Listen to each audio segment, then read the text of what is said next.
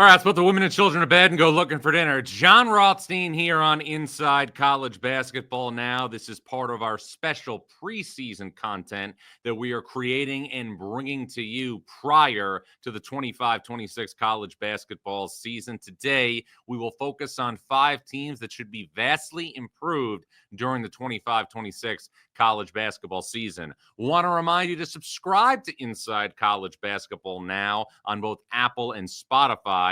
We want to be your Bible for the college basketball season and beyond. We are the only college basketball podcast coming to you 52 weeks out of the calendar year. So there's certain things in life that I love doing.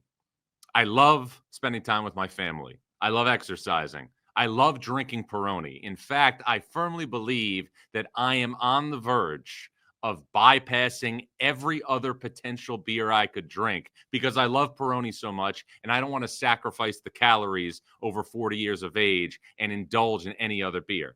But that is another story for another time. Another thing I love doing, creating college basketball content. And thanks to this great platform, we are going to be creating college basketball content all year long, especially in the preseason.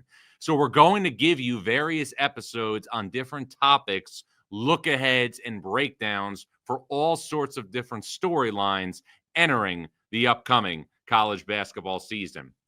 Today's focus is on 5 teams that should be vastly improved in 25-26. And we are going to start with the NC State Wolfpack.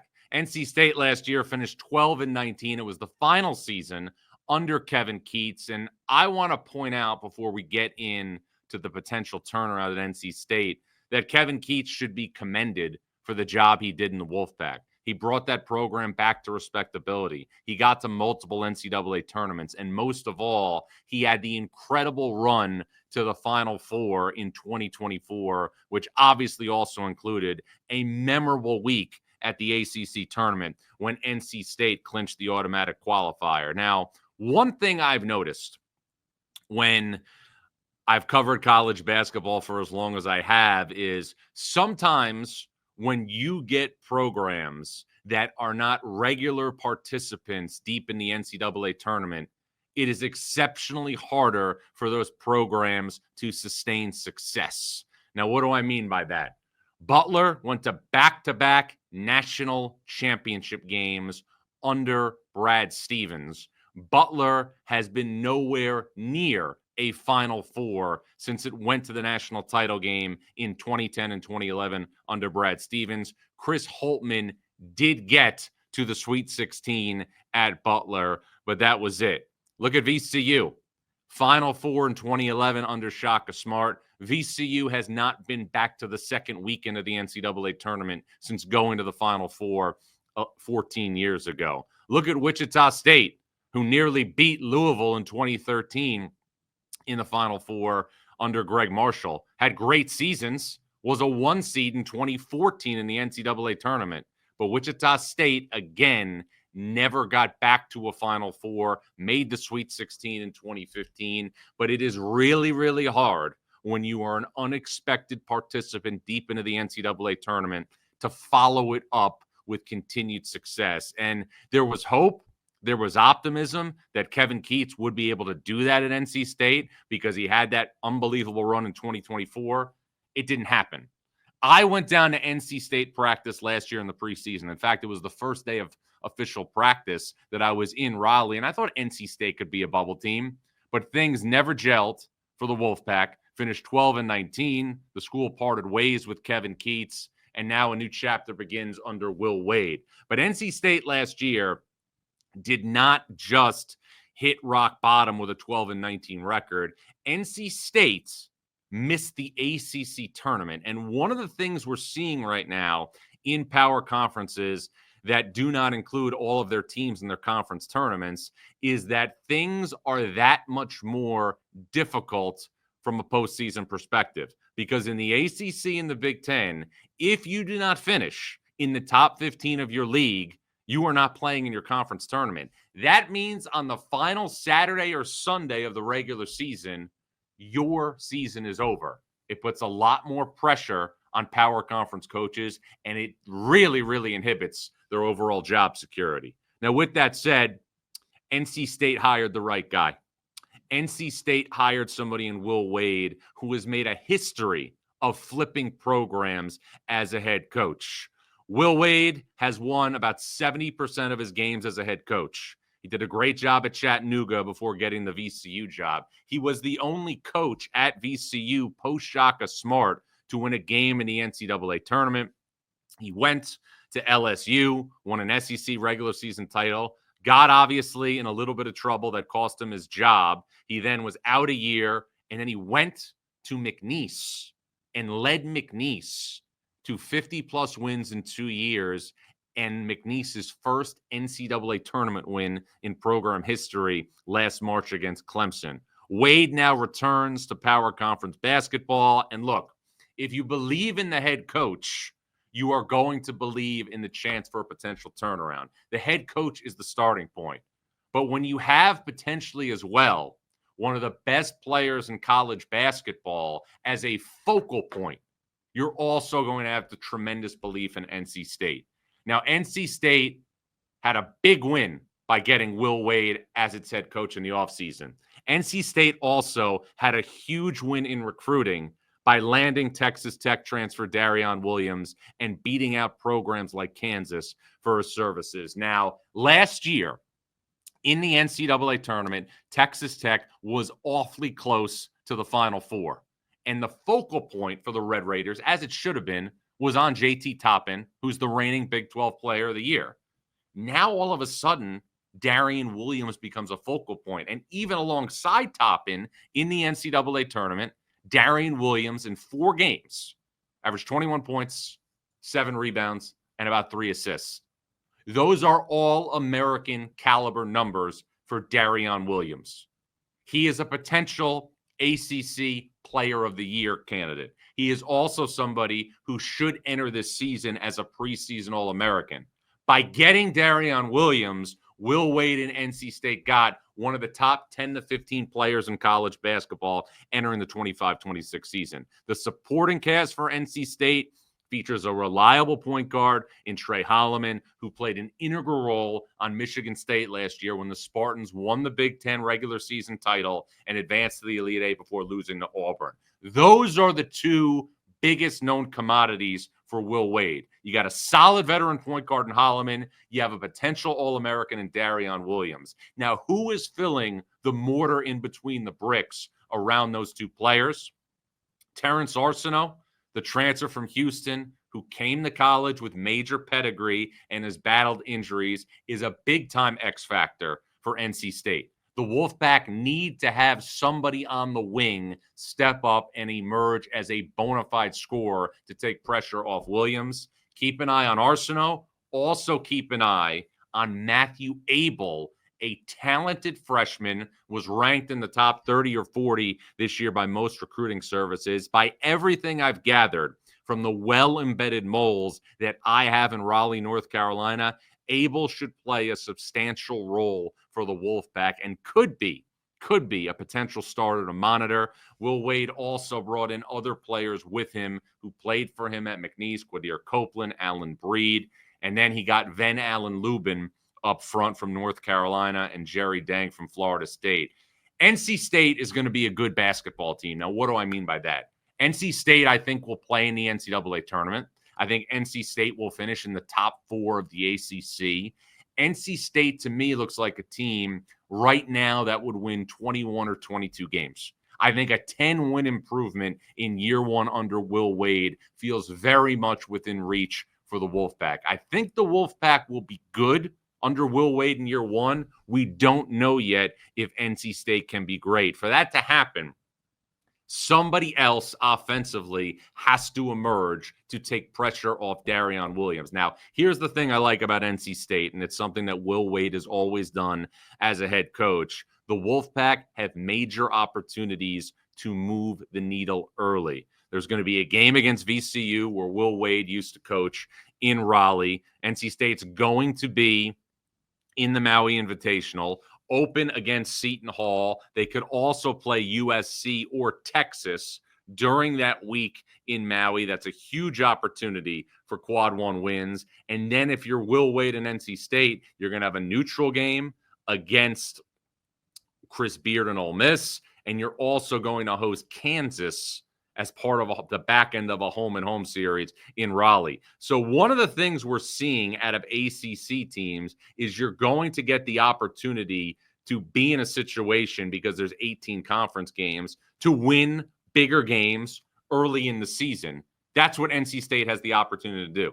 The Ole Miss game, the Kansas game should both be quad one opportunities, and NC State could get a couple of quad one opportunities as well as Maui. The cliff notes for NC State: the Wolfpack will be good. We don't know if they'll be great. Going from 12 wins to 9 or 10 wins better feels definitely within reach in year one under Will Wade. Now, another team on this list that should be vastly improved is also an ACC team. It's Miami, who finished 7-24 last season. It's amazing to me how quickly things change in college sports now because of the transfer portal, because of name, image, and likeness. In 2022, Jim Larrañaga took Miami to the Elite Eight, where it lost to Kansas. In 2023, Jim Larrañaga took Miami to the Final Four for the first time in program history, where it lost to UConn, the eventual national champion. And then a day after Christmas in 2024, Jim Larrañaga resigned from Miami. And Miami, who again, after going to the Final Four, has not been anywhere near the NCAA tournament, endured a very, very difficult season last year, where it only won 7 games. Jim Larrañaga resigned right after Christmas. Bill Courtney took over on an interim basis, and that now paved the way for Jay Lucas to be in a situation to get his first head coaching job as the head coach at a power conference school. We don't know yet about Jay Lucas as a coach, but I can tell you he has been groomed for this time and time again throughout his college career. He's worked for Shaka Smart at Texas. He worked for John Calipari at Kentucky. He also worked, for John Shire at Duke last season. This is what I can tell you. I'm really, really impressed with the way that Jay Lucas put together Miami's roster. Trey Donaldson was a player last year that was the point guard on a Michigan team that won the Big Ten tournament title and went to the Sweet 16 and lost to Auburn. That's your steward.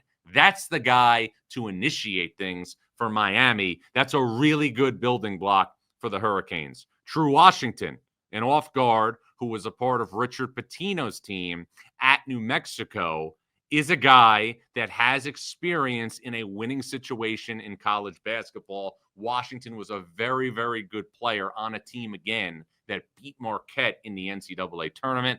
Up front, Malik Renew from Indiana, proven post player at the high major level. And also Ernest Uday from TCU is a player that has high major experience. He gives Miami a bona fide post scorer. Also, former Duke commit Shelton Henderson was a big-time coup for Miami. He was a former top 30 recruit. He's a potential starter to watch at small forward. Miami feels like a team, again, that should be in the mix for an NCAA tournament berth based on its roster. Now, I was talking about NC State's ability to get non-conference opportunities. There may not be the same volume for Miami, but Miami also has chances to be in a situation where it can win big games early. Miami's going to play the defending national champion Florida Gators in Jacksonville. Miami is also in the ESPN Events Invitational with BYU, Dayton, and Georgetown. And Miami, as part of the ACC SEC Challenge, is going to be in a situation where it will play Chris Beard's squad in a situation where it can be a quad one victory. Those are opportunities for Miami. Now, Miami's non-conference schedule, again, is also filled with bye games at home that I think will help Miami get some confidence early. So I think the win total for the Hurricanes has a chance to be, I think, on par for maybe a 10 to 12 win improvement. If Miami won 7 games this year, and again, it's year one for Jay Lucas. He's in a power conference in his first head coaching opportunity. He's put a good roster together. I think if Miami won 7 games last year, I have no doubts that the Hurricanes, with this roster, knock on wood, as long as everybody stays healthy, should be at least a 17 to 19 win team in 25-26 and potentially better. But I see that type of a jump. And I also see Miami as a team that I am ranking right now probably in the 5 spot in the ACC. Duke, Louisville, Carolina, NC State, and then I would probably say Miami and Virginia at 5 and 6. So looking at Miami, I see a team with pretty good role allocation on paper. I'm a fan of Donaldson, a point guard who played in the Sweet 16. 2 years ago, he was also a player who played a key role for Auburn when Auburn earned a single-digit seed in the NCAA tournament. Veteran experience up front with Renew and Uday, and also a player in True Washington who has been through the gamut as a college player. Miami 7 wins last year. I think a minimum of 17 to 19 wins in year 1 under Jay Lucas. And if you do a little bit better than that, which is very much on paper within the reach of the personnel of this roster, Miami would be in contention to go back to the NCAA tournament. Now, one more team from the ACC that should be vastly improved, and it's the Virginia Cavaliers, who will be beginning their first season under Ryan Odom. When I was talking about Will Wade earlier, I talked about having confidence in the coach. And when you look at Virginia, that is the first thing I think about, because Ryan Odom took UMBC to the NCAA tournament and was the engineer behind that massive upset in the first ever 16-1 game where the 16 seed won in 2018 when UMBC beat Virginia. It's very ironic to me that 7 years later he comes back to Charlottesville as the head coach, but he's had success taking UMBC to the NCAA tournament. He took Utah State to the NCAA tournament, and he took VCU to the NCAA tournament last year. The Rams ultimately lost to BYU in the first round. But you have a head coach now taking over your program at Virginia that has already taken 3 programs to March Madness at the young age of 50. To me, it's not really a matter of if, it's just a matter of when Virginia will reach the NCAA tournament under Ryan Odom. But things are going to look a lot different in Charlottesville than they've, looked really over the last decade and a half. We have to remember that Virginia is a program under Tony Bennett for about a half decade that was right at the top of college basketball's elite. Tony Bennett in the 2014 NCAA tournament had Virginia as a 1 seed. The Cavaliers lost in the Sweet 16 at Madison Square Garden to Michigan State. Tony Bennett then in 2015 had a team that I thought was primed to go deep in the NCAA tournament prior to losing Justin Anderson to an injury late in the season. Michigan State then beat Virginia in the second round of the NCAA tournament in 2015. 2016, Virginia, again a 1 seed, in a scenario where it was on track to go to the Final Four, had a comfortable lead in the Elite Eight against Syracuse. Syracuse came back in Chicago, upset Virginia to go to the Final Four in 16, which was a devastating loss for Tony Bennett. 2017, lost in the round of 32 to Florida. 2018 was the UMBC game. And in 2019, Virginia went to the national championship game and beat Texas Tech in a classic. But since that game, since 2019, Virginia has not won a single game in the NCAA tournament. Ryan Odom is in Charlottesville to change that. And it's going to look a lot different in terms of the overall product for the Cavaliers. Ryan Odom wants to play fast. Ryan Odom wants to play up-tempo. And he has a roster now that is suited to do that. Virginia very, very effectively put together a different type of roster than Virginia fans are used to. There's going to be guards who can push the pace. There's going to be players who obviously boast capabilities of scoring the basketball. It's not going to be vintage Virginia, which people are used to. Dallin Hall, a transfer from BYU, should be at the point of attack for the Cavaliers on the ball. Love the fit with him in Charlottesville. Also think Sam Lewis, a transfer from Toledo, and Malik Thomas, a transfer from San Francisco, who's a big-time shooter, will have an opportunity to play major roles on the perimeter for Ryan Odom and company. Now, Ryan Odom also went abroad to get reinforcements up front. Testa Ritter, an international prospect, is going to play a major role for Virginia up front, as is Johan Grunlow. Those two players are projected, from everything I'm gathering, to be starters for Virginia up front this season. Also thought Virginia did a nice job bringing in players like Devin Tillis from UC Irvine, and also Jakari White from North Dakota State. Jakari White from North Dakota State. So Virginia has a team who won 15 games a year ago. I expect Virginia to win in the low 20s this year and be very much in the mix for the NCAA tournament. Now, in terms of the non-conference portion of the schedule, Virginia is going to play a game against Ohio State in February in Nashville. Virginia is also going to be against Northwestern and Butler in the Greenbrier tip-off. And Virginia is also going to play a road game at Texas as part of the ACC SEC Challenge. So Virginia up-tempo under Ryan Odom. Virginia with some strong international flavor up front. But Virginia with a team that should, in my opinion, have at least a 5 to 8 win improvement. I shouldn't say at least. I would be surprised if Virginia doesn't win 20 games this year. I think if you can get to that 20 to 23 range, that should be the sweet spot for Virginia, who I think is the sleeper team in the ACC, and a team that should be in position to compete for a March Madness berth in its first season under Ryan Odom. So the theme is simple right here when you're looking at teams that should be vastly improved. The first teams that we mentioned were all from the ACC: NC State, Miami, and Virginia. And for the ACC coming up, this is part of a major narrative for the conference. Perception-wise, the ACC is no longer viewed as one of the best conferences in college basketball. For the perception of the ACC moving forward, this conference needs to get at least 6 teams in the NCAA tournament in 2026. Because if you look at the dynamics surrounding the ACC, NCAA tournament representation has not been there the last couple of seasons, even though oftentimes we have seen, not so much last year, but in past years, teams in the ACC advance very deep in the bracket. The ACC has to get at least 6 teams in the 2026 NCAA tournament. NC State, Virginia, and Miami should all be vastly improved and give the conference a chance to just do that. 3 teams on our list are down, 2 more to go. Jon Rothstein here on Inside College Basketball Now is part of the CBS Sports Podcast Network. Here we go. The 2025 CBS Sports NFL schedule is here.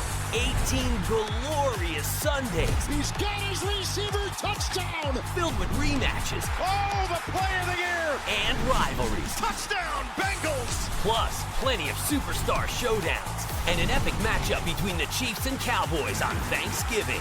Clear your Sundays beginning September 7th for the NFL on CBS and Paramount Plus. All right, our 4th team on our list of 5 teams that should be vastly improved entering the 25-26 season, the Providence Friars. Kim English called Providence's season pitiful and embarrassing last year after the Friars finished 12-20 and were eliminated in the Big East tournament. And I think Providence unequivocally is the sleeper team in the Big East entering this season because Kim English has restocked his perimeter via the transfer portal. Jason Edwards from Vanderbilt was a player who averaged 17 points per game on a team that went to the NCAA tournament last season. He is an all-conference caliber addition. Jalen Sellers was a player for UCF that battled injuries last year, but if he was fully healthy, might have been in a scenario where he could have helped UCF make the NCAA tournament. UCF was snake-bitten with injuries last year. Sellers was one of them. He's a potential starter for the Friars in 25-26. And Daquan Davis from Florida State is a player who will play a major role at the point of attack for the Friars this season. He is a big-time addition. And Kim English told me when I was at a Providence practice over the summer that he wanted to add guys who had power conference caliber experience. In addition to the 3 players I just mentioned, Providence has players back on the perimeter. Corey Floyd's a proud veteran. Rich Barron has proven that he can make shots with regularity in Big East games. And then up front, Duncan Powell, from Georgia Tech, I think, is a good bet to start at power forward for Providence. And there's also returning players for the Friars from last season. Oswin Erhumunze is somebody who I think will be a breakout player in the Big East at the 5 spot. You could see down the stretch of last season that Oswin was a player who was starting to figure it out. He's a guy who I think is primed for a big sophomore jump. Cole Hargrove from Drexel, another player who will be a factor for the Friars up front. And then Ryan Mila is also back as another returning player with experience on the perimeter. Kim English also added a couple of, top 100 freshmen in Jameer Jones and Jalen Harrell. I look at Providence as being a team that I think can challenge for a spot in the top 4 or 5 of the Big East. When you look at the Big East now, obviously everybody's chasing UConn and St. John's. We know that. We've established that.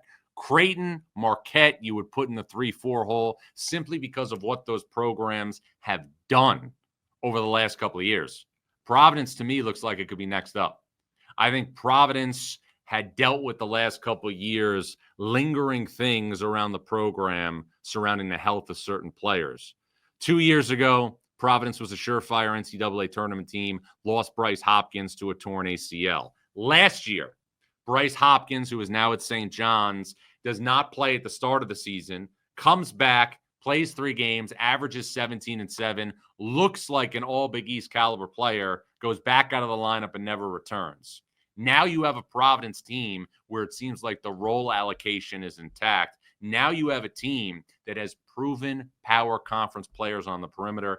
Edwards, Sellers, Davis, to me, all impactful additions around returning guys like Corey Floyd, who I expect to be a starter, and also Rich Barron. The perimeter of Providence, to me, is primed to be a capable, and potentially formidable outlet in the Big East. Now, in terms of what type of a win total could I expect for the Friars? Providence won 12 games last year. I think without question, a 9 to 10 win improvement seems like it's more than within reason for Kim English and the Friars in 25-26. Now, the 5th team on our list is going to come from the Big Ten. And much like I was talking about with NC State, Washington is a team last year under Danny Sprinkle that did not qualify for the Big Ten tournament. Washington is a team that finished last place in the Big Ten under Danny Sprinkle. That will not happen this season. Washington has completely flipped its roster. A pair of transfers from USC, Wesley Yates and Desmond Claude, headline the additions for the Huskies, who again have several players who are coming in with proven college production. I mentioned Claude and Yates. Lathan Somerville is also a freshman who played last season at Rutgers, who should be in the mix for minutes up front.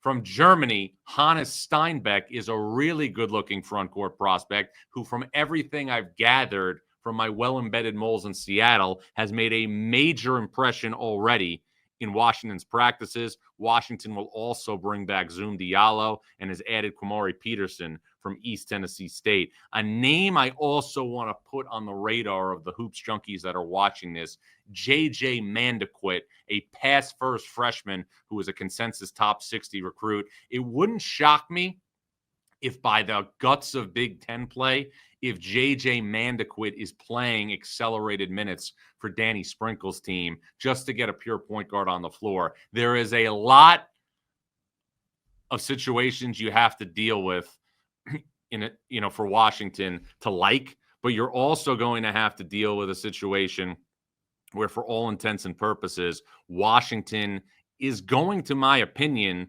push for a spot in the top half of the Big Ten standings. Washington, to me, 13 wins a year ago. Washington, to me, I think is a team that, again, should be a 20-plus win team in 25-26 and go from last place in the Big Ten to a team that will push for a spot in the top half of the Big Ten standings. So you have our list of 5 teams that will be vastly improved from a year ago. NC State, Miami, Virginia, Providence, and Washington All 5 of those teams, in my opinion, should be in play to compete for NCAA tournament berths in 2026. More of these episodes throughout the college basketball preseason. You can subscribe on Apple and Spotify. Once again, we want to be your Bible for the college basketball season and beyond. We are the only college basketball podcast coming to you 52 weeks out of the calendar year. I'm Jon Rothstein, and this is Inside College Basketball Now.